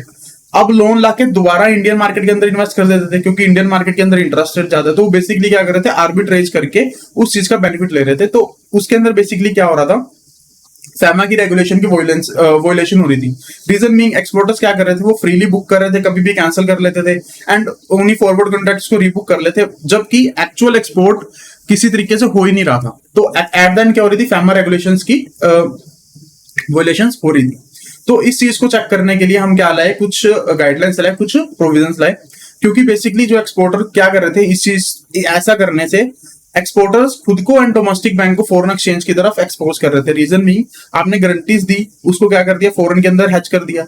इन केस आप गारंटी का पैसा नहीं देते, गारंटी इन्वोक की जाती है, तो बैंक को क्या करना पड़ेगा, फॉरेन के अंदर पैसा देना पड़ेगा। उसके बाद आपने फॉरेन से जब पैसा उठाया तो आप खुद को भी क्या कर रहे हो, फॉरेन एक्सचेंज रिस्क की तरफ एक्सपोज कर रहे हो। ठीक है, तो उस चीज को कम करने के लिए हम कुछ गाइडलाइंस लेके आए। क्योंकि मैनी केसेस में हो ही ये रहा था कि एक्सपोर्ट हो नहीं रहे थे, या एक्सपोर्ट वो कर ही नहीं पा रहे थे, जस्ट क्या कर रहे थे, अपने पास एडवांसेस लेके रख रहे थे एंड उसको डिपॉजिट करवाई जा रहे थे। ठीक है, so this was regarding guidelines, regarding to the guarantees. अब हम ऑपरेशन गाइडलाइंस पढ़ रहे हैं विद रिगार्ड टू द ऐसी guarantees which are governed by the regulations under issued the FEMA regulations, कि कुछ गारंटीज फैमा रेगुलेशंस के अंडर इशू करी जाती हैं, उसके रिगार्डिंग ऑपरेशन गाइडलाइंस क्या है। तो सबसे पहले बिड बॉन्ड्स, परफॉर्मेंस बॉन्ड और गारंटीज फॉर एक्सपोर्ट्स।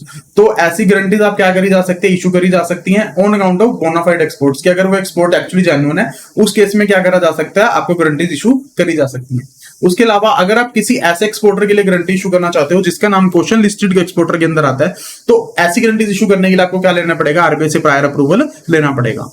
ठीक है, उसके बाद नेक्स्ट केस आता है issue of guarantee on behalf of service importers. ये हम ऑलरेडी पढ़ चुके हैं इसी चैप्टर के अंदर की सर्विस इंपोर्टर के केस में अगर गारंटी इशू करनी है तो आप मैक्सिमम गारंटी कितनी इशू कर सकते हो, यूएसडी $5 लाख। पहले इसकी अमाउंट यूएसडी $1 लाख होती थी, अब बढ़ा के क्या कर दी गई, यूएसडी $5 लाख कर दी गई है।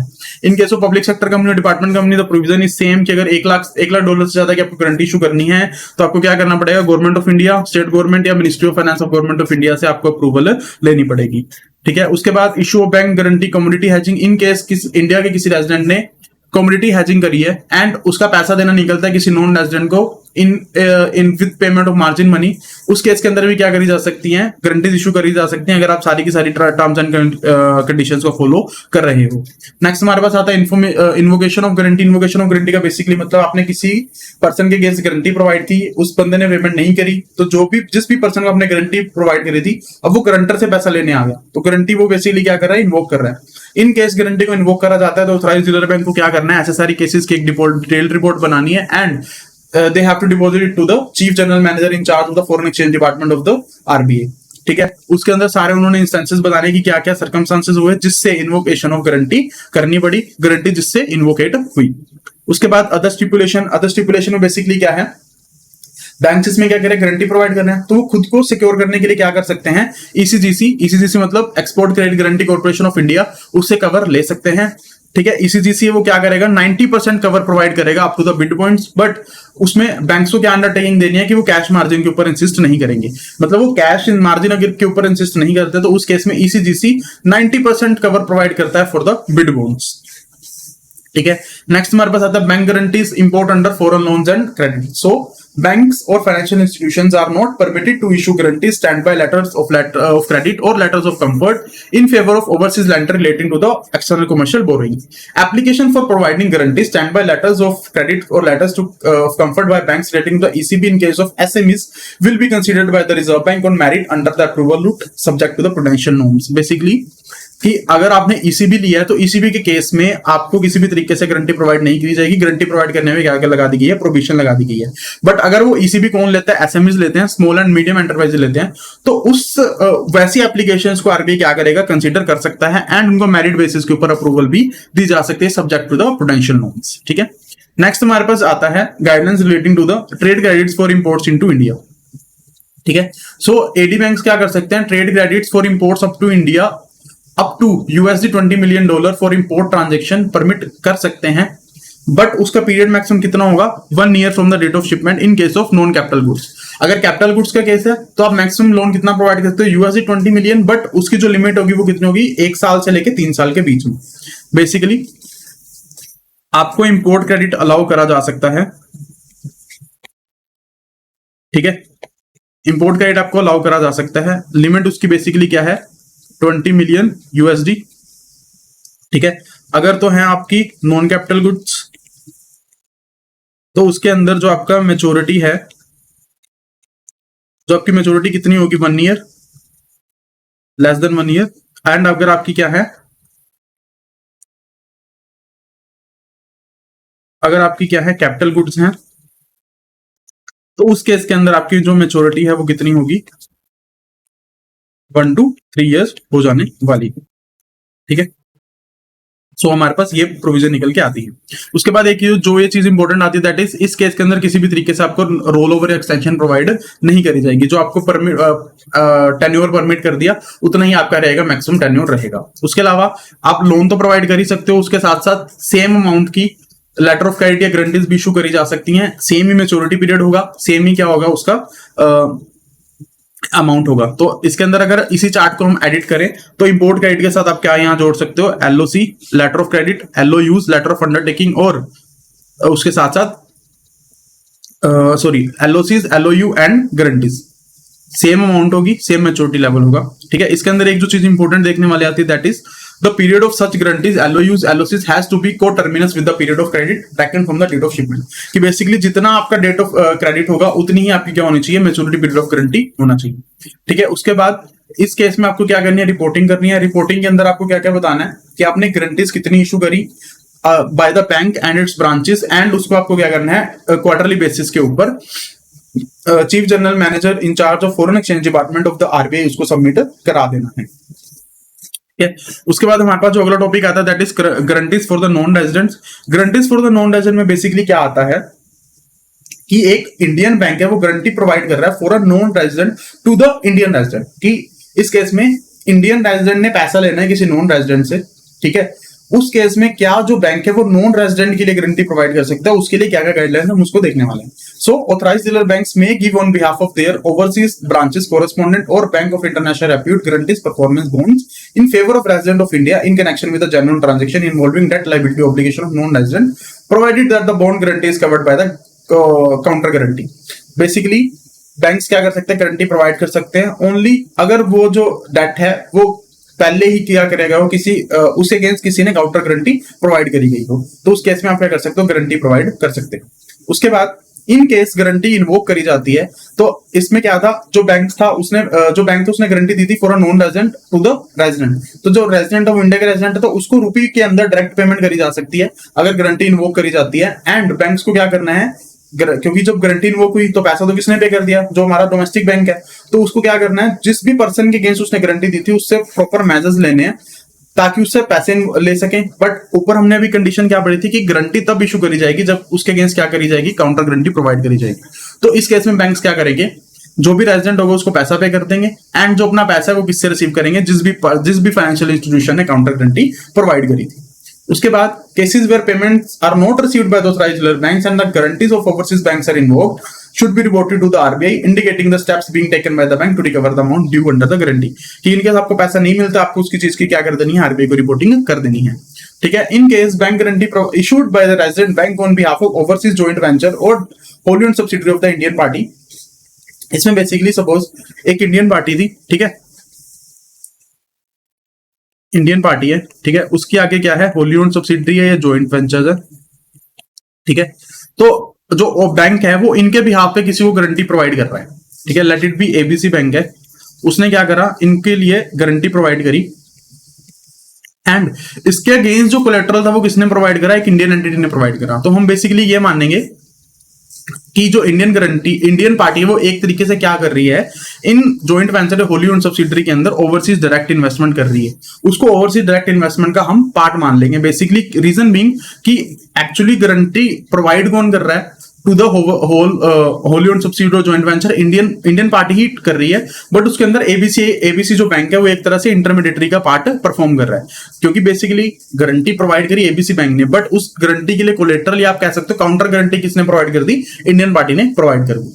ठीक है, तो इसके लिए जब हमने उसको क्या मान लिया, ओवरसीज डायरेक्ट इन्वेस्टमेंट का पार्ट मान लिया, तो अगर ओवरसीज डायरेक्ट इन्वेस्टमेंट का पार्ट मान लिया तो उसके रिगार्डिंग जो भी पोटेंशियल नॉर्म्स है आरबीआई जो इशू करती है उसको आपको क्या करना है, टाइम टू टाइम बेसिस पे फॉलो करना है। ठीक है, उसके बाद हमारे पास टॉपिक आता है restriction on inter institutional guarantees. Inter institutional guarantees मतलब दो इंस्टीट्यूशंस है वो एक दूसरे को गारंटीज प्रोवाइड करते हैं, उसके ऊपर किस तरीके से रिस्ट्रिक्शन लगाई गई। तो सबसे पहले अगर किसी एनबीएफसी फर्म ने किसी दूसरी एनबीएफसी फर्म से लोन लिया तो उसके केस पे बैंक गारंटीज नहीं प्रोवाइड करेंगे। So banks should not execute guarantees covering intercompany loans, thereby guaranteeing refunds of deposit loans accepted by the NBFC from other NBFC firm. एक NBFC फर्म ने दूसरे NBFC फर्म से loan लिया है या deposit लिया है, उसके अगेंस्ट बैंक्स किसी भी तरीके की गारंटी प्रोवाइड नहीं करेंगे। उसके बाद एक हमारे पास एक चीज आती है, बैंक में issues guarantees favouring other banks और फाइनेंशियल इंस्टीट्यूशंस और other lending agencies for the loan extended by the letter. Basically इसके अंदर क्या है कि सपोज हमारे पास दो बैंक्स इन्वॉल्व है, दो बैंक्स लेते हैं हम, एबीसी बैंक, ठीक है, एक हम लेते हैं डीईएफ बैंक। ओके, तो सपोज डीईएफ बैंक ने क्या करा, एसजी नाम के पर्सन को लोन दिया है, ठीक है। अगर आप एसजी नाम के बंदे को लोन दे रहे हो तो बैंक, जो डीईएफ बैंक है वो क्या आएगा भाई, गारंटी लेके आ। तो एसजी की गारंटी कौन दे सकता है, एबीसी बैंक प्रोवाइड कर सकता है, ठीक है, कि अगर एसजी ने पैसा ना दिया तो पैसा कौन देगा, एबीसी बैंक देगा। तो इस तरीके की परमिशन आपको अलाउ करी गई है, बट उसके अंदर कुछ कंडीशंस हैं। कंडीशंस क्या क्या हैं, सबसे पहली कंडीशन ये आ जाती है, guaranteeing bank should assume a funded exposure of at least 10% of the exposure guaranteed. तो इसके अंदर जो एबीसी बैंक है इसको हम बोलेंगे गारंटिंग बैंक, जो बेसिकली क्या कर रहा है, गारंटी प्रोवाइड कर रहा है फॉर इट्स कस्टमर, ठीक है। तो इसके अंदर सबसे पहली कंडीशन आती है कि जितना एक्सपोजर एसजी ले रहा है, जिसके गारंटी प्रोवाइड करी जा रही है, उसका एटलीस्ट 10% एक्सपोजर एबीसी बैंक के पास भी होना चाहिए। फॉर एग्जांपल अगर ये 100 करोड़ का लोन ले रहा है, 100 करोड़ के अगेंस्ट गारंटी प्रोवाइड करी जा रही है, तो एबीसी बैंक का इसके पास एटलीस्ट 10 करोड़ का लोन होना चाहिए, ठीक है। नेक्स्ट हमारे पास आता है, जो भी गारंटीज प्रोवाइड करी जाएंगी they should be under the prudential norm, जो कि with regard to the guarantees issue करे गए हैं। उसके बाद bank should not extend guarantees और letter comfort in favour of overseas lender, की ओवरसीज लैंडर के केस के अंदर किसी भी तरीके की गारंटी प्रोवाइड नहीं करी जाएगी। उसके बाद banks issue guaranteed on behalf of corporate entities in respect of non convertible debentures, या कोई भी किसी भी बॉन्ड्स या डिवेंचर्स के केस में अगर गारंटी प्रोवाइड करनी है तो जो भी उसके अगेंस्ट रेगुलेशंस हैं आपको उसको फॉलो करना है। As per the current regulations, banks in case of issuance of bonds और डेट इंस्ट्रूमेंट किसी भी तरीके की गारंटी इशू नहीं कर सकते हैं, ठीक है। जनरल प्रोविजन क्या है कि डिवेंचर्स और बॉन्ड्स के केस में अगर गारंटी इशू करनी है, जो भी रेगुलेशन है उसको फॉलो करना है। एट प्रेजेंट की जो करंट रेगुलेशन है वो ये कह रही है कि आप किसी भी तरीके से इस केस के अंदर गारंटी इशू नहीं करोगे, ठीक है। उसके बाद banks extended credit facilities against the guarantees issued by the under other banks should ensure strict compliance with the following condition, ठीक है। तो अभी तक जो हम कंडीशंस पढ़ रहे थे वो पढ़ के आए थे with respect to the ABC bank. तो जो हम आगे वाली दो चीजें पढ़ रहे हैं they are with respect to the DEF bank, मतलब ऐसा बैंक जो लोन प्रोवाइड कर रहा है against the guarantee of the other bank, क्योंकि डीईएफ बैंक ने क्या करा था, एसजी को लोन प्रोवाइड करा against the guarantee of the ABC bank. तो उसके लिए क्या गाइडलाइंस है, क्या चीजें हमने ध्यान में रखनी है। तो सबसे पहले, exposure assumed by the bank against the guarantee of another bank will be deemed as an exposure on the guaranteeing bank.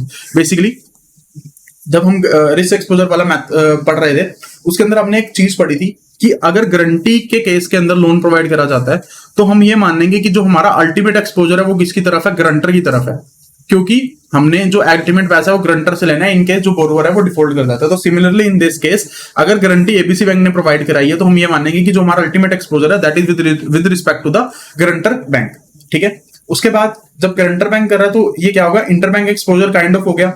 तो इंटरबैंक एक्सपोजर पे क्या लगती थी, अलग लिमिट लगती थी, बट इंटरबैंक एक्सपोजर पे जो लिमिट लगती थी वो नॉर्मल इंटरबैंक एक्सपोजर होते थे जो बेसिकली शॉर्ट टर्म के लिए होते थे।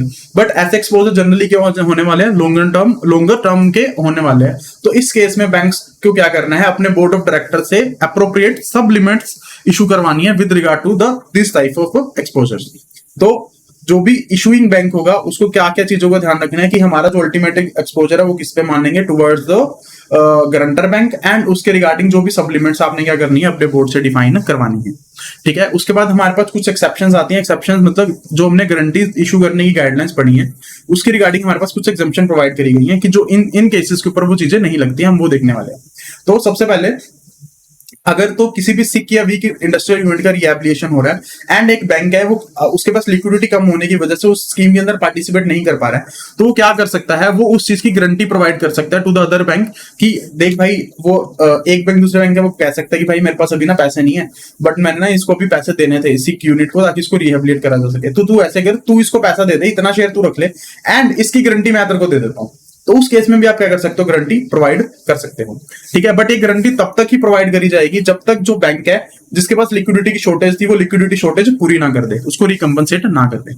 ठीक है, नेक्स्ट केस आता है in case of infrastructure projects. Infrastructure projects में भी क्या करा जा सकता है, अदर लैंडिंग इंस्टीट्यूशन के फेवर में गारंटीज इशू करी जा सकती हैं। बट जैसे हम ऊपर कंडीशन देख के आए थे कि मिनिमम एक्सपोजर आपके कितना होना चाहिए, 10% होना चाहिए।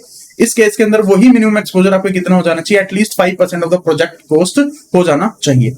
ठीक है, उसके बाद इन case of seller line of credit scheme, seller line credit scheme को हम क्या बोलते हैं, डायरेक्ट डिस्काउंटिंग स्कीम। इसमें बेसिकली क्या है, सेल ऑफ मशीनरी के केस में फैसिलिटी प्रोवाइड करी जाती है। इसमें बेसिकली क्या है, जो सेलर का बैंक है वो क्या करता है, जो उसने बायर को बिल ड्रॉ करा है उसके बेसिस पे क्या कर देता है,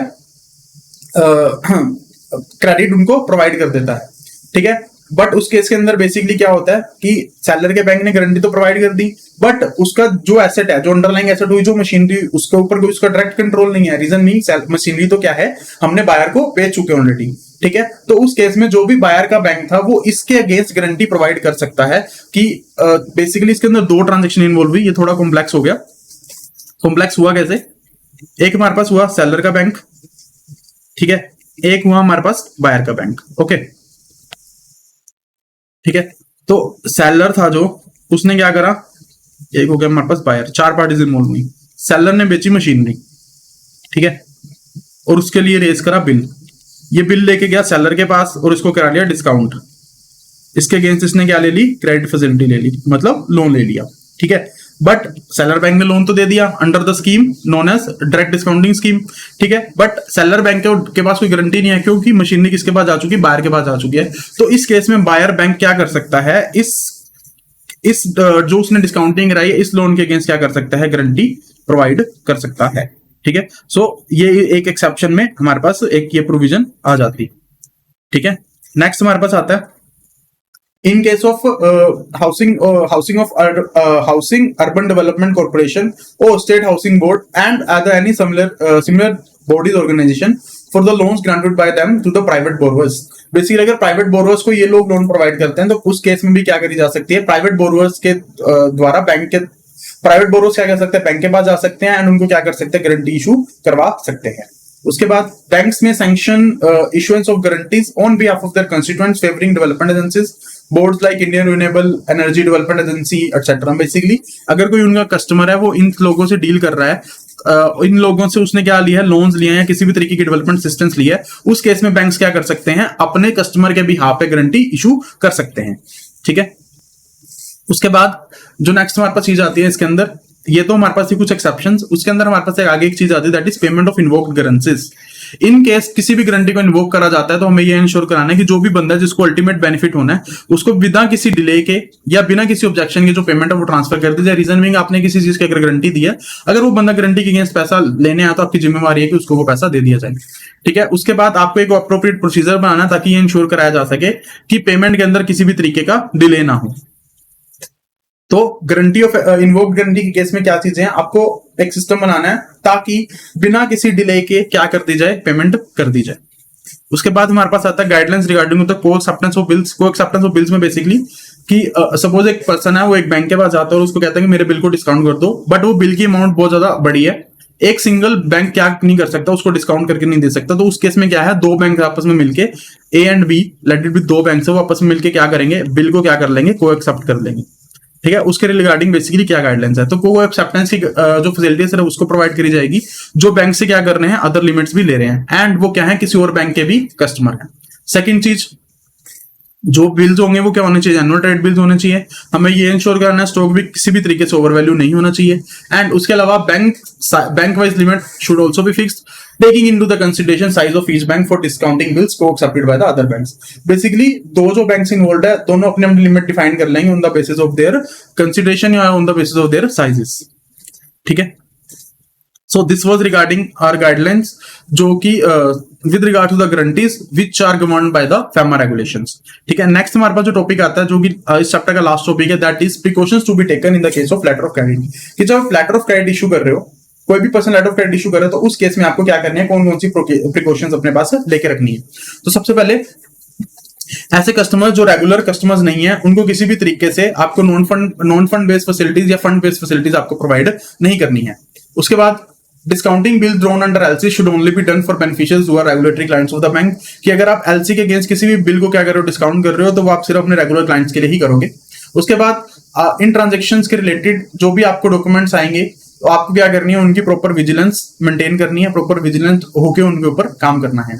उसके अलावा payment should only be release to the foreign parties after ensuring strict conformity of the documents with the terms of the LCs की जो टर्म्स हैं, अगर उनको कंप्लीटली कंप्लाई करा गया है, उसी केस में क्या करी जाएगी, पेमेंट रिलीज करी जाएगी। ठीक है। इन केस एलसी के बिजनेस के अंदर, लेटर ऑफ क्रेडिट के बिजनेस के अंदर किसी भी तरीके की रेगुलरिटी है, तो जो भी उसके अंदर ऑफिशियल्स इन्वॉल्व थे, या जो भी कस्टमर इन्वॉल्व था, या जो भी उसका अल्टीमेट बेनिफिशियरी है, उन तीनों के ऊपर आपने क्या करनी है, स्ट्रिक्ट एक्शंस लेने हैं।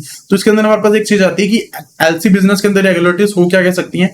तो एलसी बिजनेस के अंदर इरेगुलरिटीज क्या क्या हो सकती हैं कि या तो ट्रांजैक्शन बुक्स के अंदर प्रॉपर्ली रिकॉर्ड ना करी गई हो, या LCs beyond the authorised limit आपने इशू कर दी, या fraudulent issues involving collusion. Fraudulent invoice issuance मतलब गलत तरीके से इशू करना, इन्वॉल्विंग कोल्यूजन। कोल्यूजन बेसिकली मतलब होता है जब दो या दो से ज्यादा लोग क्या करते हैं, मिलके एक फ्रॉडलेंट ट्रांजेक्शन को परफॉर्म करते हैं। तो अगर ऐसी कोई ट्रांजेक्शन होती है, उसको हम क्या बोलेंगे, वो एलसी बिजनेस के अंदर क्या है, इरेगुलरिटी। एंड अगर वो इरेगुलरिटी हमें मिलती है, तो हमें क्या करना है, जो भी ऑफिशियल्स इन्वॉल्व थे, जो भी कंस्टिट्यूएंट्स इन्वॉल्व थे, या जो भी बेनिफिशियरी इन्वॉल्व थे, उनके ऊपर हमने क्या लेना है, स्ट्रिक्ट एक्शन लेना है।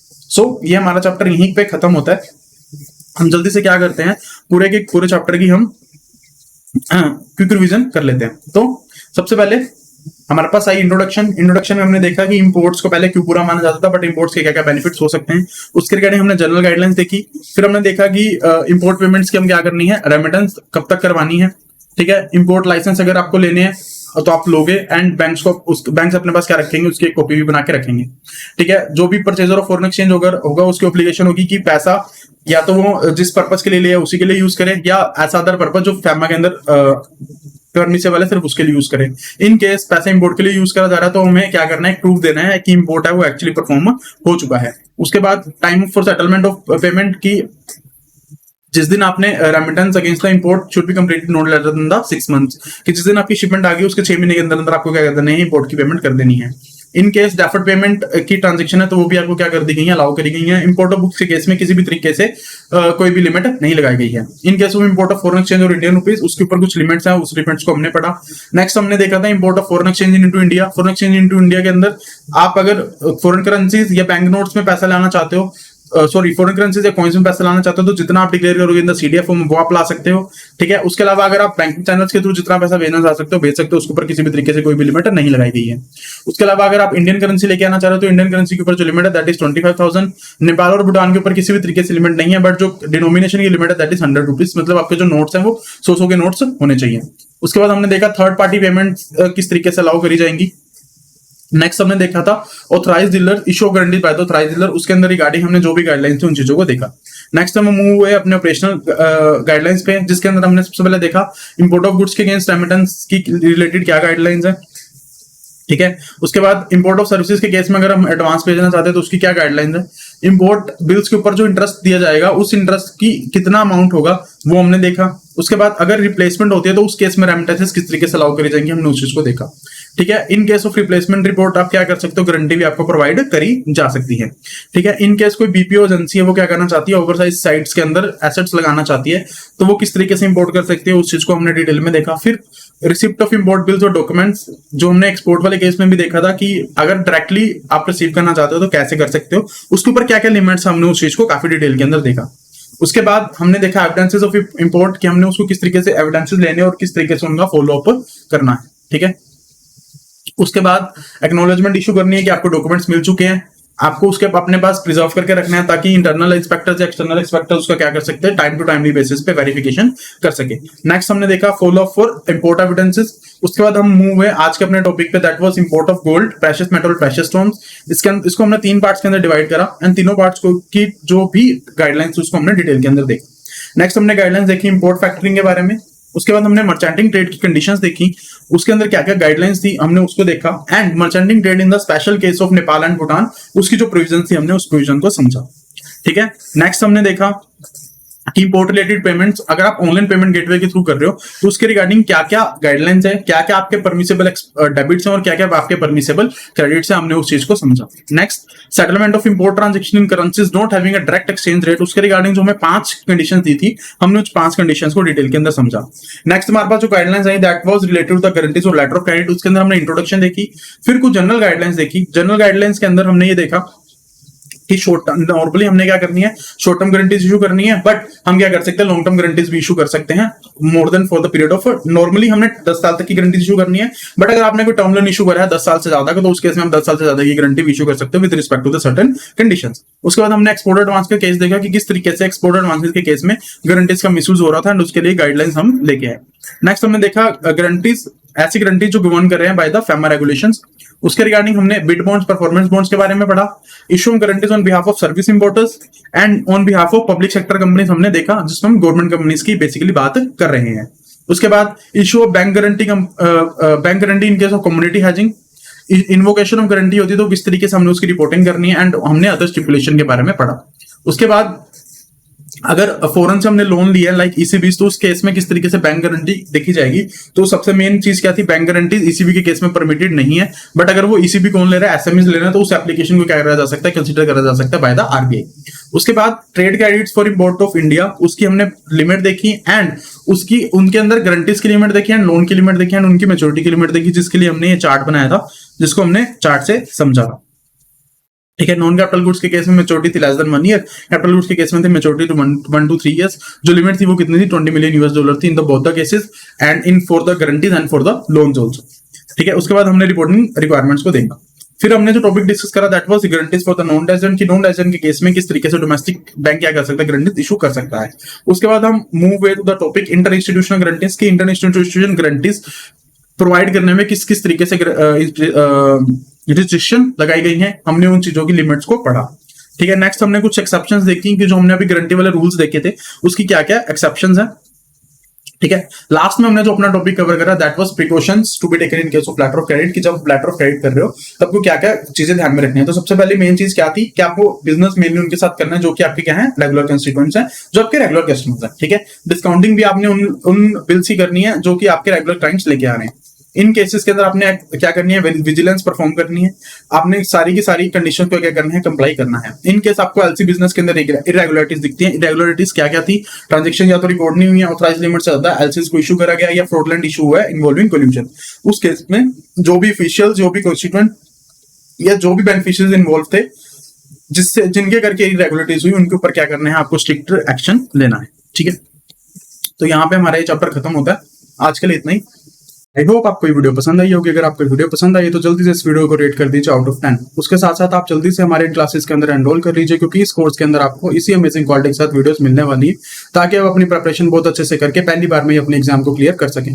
उसके साथ साथ हमारी कुछ मोबाइल एप्लीकेशन जो कि एंड्रॉइड यूजर्स के लिए आईबीएफ लर्निंग सेंटर के नाम से अवेलेबल है, एंड आप उनको डाउनलोड कर सकते हैं। एंड फॉर iOS यूजर आप माई इंस्टीट्यूट ऐप डाउनलोड करके वहां ऑर्गेनाइजेशनल कोड GEGKT यूज करके हमारे इन क्लासेस के अंदर एनरोल कर सकते हैं। इसके साथ साथ आप हमारे चैनल को भी ज्वाइन कर लीजिए। चैनल को ज्वाइन करने के लिए आपको व्हाट्सएप टेक्स्ट भेजना है ऑन द नंबर 9646900030 एंड आपके साथ सारे लिंक्स एंड PDF शेयर कर दिए जाएंगे। So thank you so much, मिलते हैं अगले सेशन में। Bye bye.